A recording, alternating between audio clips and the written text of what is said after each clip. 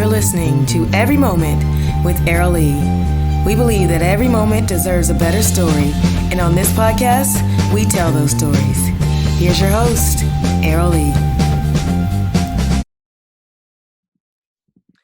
Hey everybody, how's it going? This is Errol E. Banks, and welcome to another edition of Every Moment with Errol E. So today we have a special guest, and her name is Kristen. Now, you might remember her from the previous podcast where she talked all about her experience in Guatemala as well as teaching yoga. But being in the Peace Corps, something switched. And unfortunately, that was the coronavirus or COVID-19 kind of put an abrupt end to her journey in Guatemala. But I'm going to give Kristen the floor to discuss all about how that unraveled and what she's doing now in the States. So please welcome Kristen Neal. Hello. How are you doing? I'm doing good. How are you? I'm doing okay. Okay. Why just okay? I mean, when you are immersed in a culture for over a year and a half, and then you abruptly have to leave in an emergency, you kind of get shaken up, and, there's culture shock from all different sides coming at you. It's crazy. That's true. So can you give our listeners as well as our viewers kind of the timeline of what happened, how all of that unraveled? Yeah, I don't remember exact dates, but I'll give you a brief rundown of all the craziness that happened.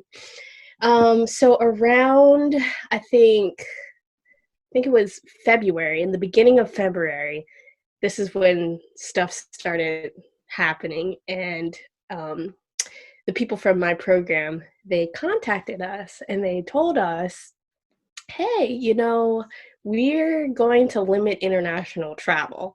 And I, first off, was like, what? I'm supposed to leave in June. And I just had sent my report in, my approval report to get my vacation approved in the beginning of February. And then 2 days later, this email came out. So everyone's like, okay, this is, that's interesting. So they said all of our vacation, if we had it approved already, it's rescinded and we can no longer travel outside the country, only within the country.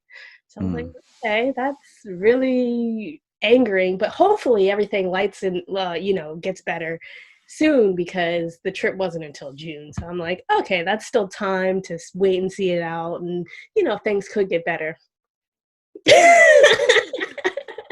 Yeah, so that happened in the beginning of February. And then I can't really remember. I think it was in March or so. And we received an email from Peace Corps Global. And Peace Corps Global was like, hey guys, you guys have the option to take a early COS, early close of service. That means you finish your program early if you're within 90 days of finishing your program. Or you can do an interrupted service. So everyone has access to an interrupted service. What that means is you go back home to the States, you wait till this all blows over, and then you come back. So I was like, that's really, thought-provoking that for Global put this information out that everyone in all of the countries, Africa, Asia, Europe, Latin America, everyone has that option. So for me, that was kind of like ding, ding, ding, ding, ding. I think something is up, because that is very unprecedented that Peace Corps Global, so that means Peace Corps in Washington, is saying, hey guys, you guys can come home if you want, because this COVID-19 stuff is getting really serious. So that was a little alarming. And in Guatemala, we hadn't had any cases, but I was kind of texting my international friends, because I'm in this Black PCV group that's worldwide. So there's people in Europe, Asia, Africa, and just different parts of the world, Latin America, Central America. So I'm seeing what's going down in these other countries. And I'm like, okay, so Peace Corps Mongolia and Peace Corps China are, they're getting, Peace Corps China had already been in the, they were about to close anyway.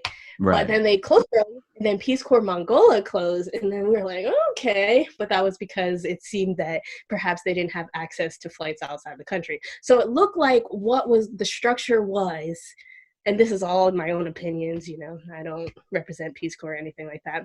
Right. It looked like the structure was, if you didn't have a way to get out of the country safely, then they would evacuate all the volunteers of that country. That's pretty much what it looked like. So I'm thinking, okay, I'm in Guatemala. Nothing's going to happen to me. We're really close to the U.S. We don't have any cases at this point. We have 0 cases at this point, but we do have a lot of tourism. Let me tell you, all that changed within a heartbeat. So we got the global information. We were all like, okay, that's weird, but we don't really need to do that because everything's safe here in Guatemala, whatever. Like a week later, or a few days later, 4 days or something like that, we find out about our first new case. So now Guatemala, everyone in Guatemala is like, okay. But it was only one case. What the president of Guatemala had put out. There was only one case. So we were like, okay, that's fine. We don't have really too much to worry about because I'm looking at, I'm texting my Black PCVs in Latin America chat, and I see Panama has a bunch of cases and they're not freaking out. Costa Rica has a bunch of cases compared to Guatemala and they're not freaking out. So I'm like, okay, nothing's really happening. Then I heard about other countries evacuating in Latin America. And the first of which was, I think it was Dominican Republic. Right. And I was like, okay, really interesting because they only had 8 cases, But I'm like, this probably will hit us in 3 months or something like that. Man, after our first case, everything went downhill. So we got our first case, and I think it was the same day where Peace Corps Global was like, listen, we're evacuating everyone in the world. Every single volunteer is getting evacuated. That's over 7,000 people are getting flights out to the U.S. within a week's time span. And so everyone on my chats were blowing up. Everyone was like, holy, we were going crazy because that is an unprecedented thing happening over COVID-19. Right. Meanwhile, listen, I'm here in Guatemala, so I'm like, okay, Guatemala has 1 case. I'm getting evacuated to the U.S. where my state has 45 cases. What? I'm going into the what's happening? Going into Delaware, right? Yep. Yeah, my own state. And so after our first case, and then we got the evacuation from Peace Corps Global, then Peace Corps Guatemala was like, all right, we'll give you more information. They were like, listen, we're evacuating tomorrow, Tuesday, and Wednesday. So everyone's like, what? Mind you, this email came out, the global one came out at 10:50 p.m. Right. Ours came out at 12 o'clock in the morning. So there's people who are literally have to pack up their stuff immediately and wait for more information.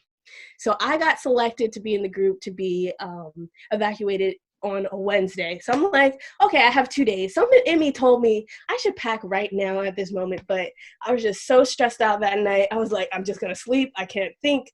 Everything in my mind is going crazy.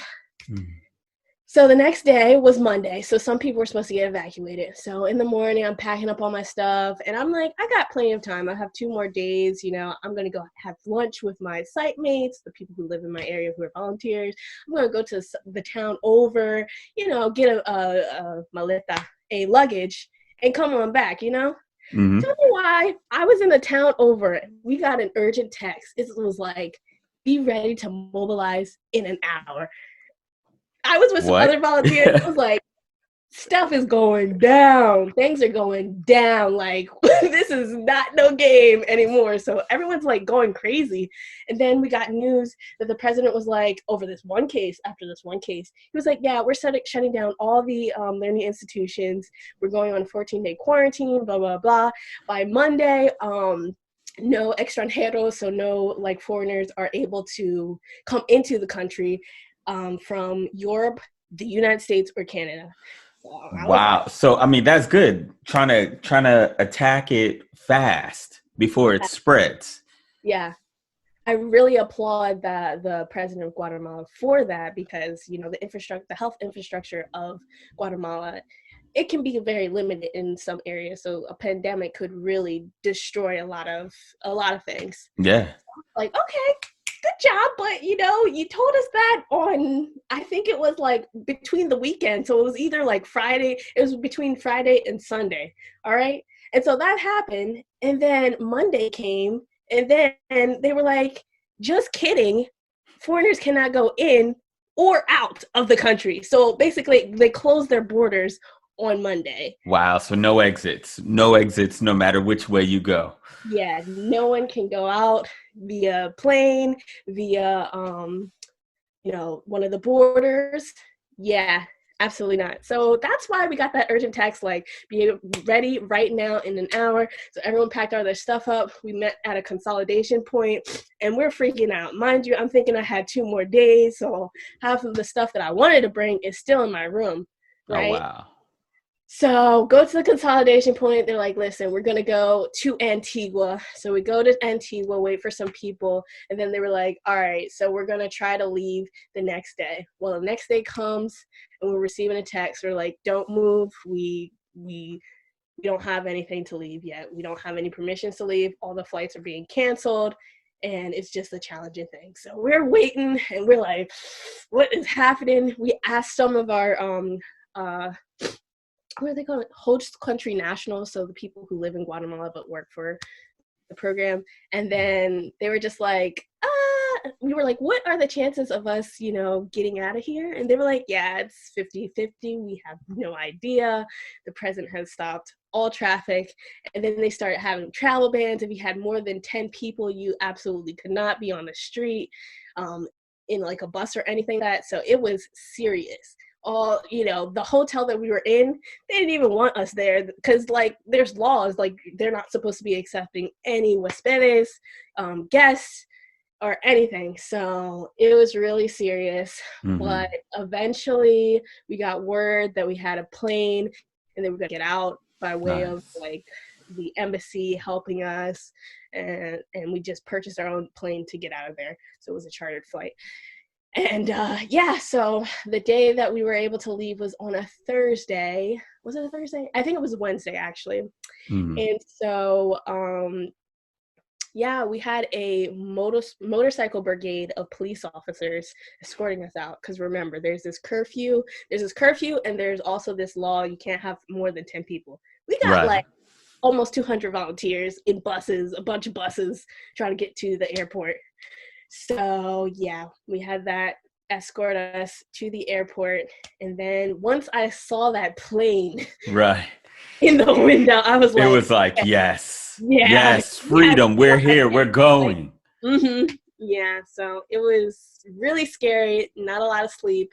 A lot of people were crying because, you're being ripped apart from the community that you built. And Guatemala is just such a loving, warm, family kind of atmosphere, so... It's really, really, really hard, tough stuff to go through. Mm-hmm. So I'm guessing now it's all put on hold. Like, would you be able to join the Peace Corps again? Is that something you want to do? Have you been in contact with people of your group?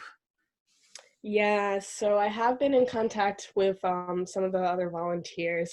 Basically, since this was an emergency evacuation of all volunteers from all over the world, when it becomes evacuation status, it means, you COS, you do your close of service, you're no longer in the program, but you can reapply. They're probably going to make it a more easy process to reapply. So we don't have to do all the medical stuff, and we just have a direct pathway in, and we could stay for like up to a year or more. Mm-hmm. So right now I'm a return volunteer, so I no longer have any service, and that's how it is. Once everything blows over, they'll see if we can come back, which they're pretty, they really think that it will be an opportunity. Don't know when, and they don't either. But me personally had plans after Peace Corps.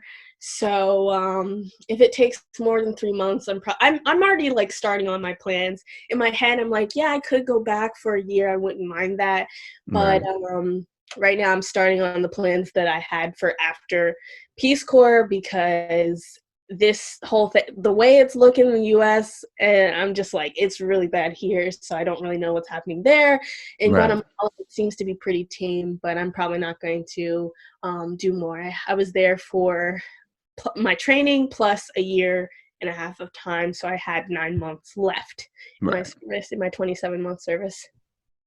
Awesome. Well, thank you very much, Kristen, for this riveting journey with the whole mess of COVID-19, what's going on in the world. Glad you made it safe back to Delaware. It was just really cool just hearing your previous story and all the things that you've done Mhm. in Guatemala, also teaching the kids yoga. Even though you abruptly had to leave Guatemala, I know you made a lasting impact on a lot of the people there. And I know you created a lot of great and special memories and moments. Yeah, thank you so much. I also want to say thanks to like the Peace Corps team. The staff were so supportive in this really crazy time. But thank you for having me on your podcast. It's always a pleasure to talk Uh, to you. You're very welcome. Well, have a safe day. Try to do something fun while everyone is quarantined. Yeah, I know. So, a lot of thinking what we can do inside of our four walls that we have here. Get me Uh, Get me out. Get me out. All Listening right. to Every Have Moment a with good one. Errol E. Please subscribe on Apple Podcasts, Spotify, or wherever you're listening right now.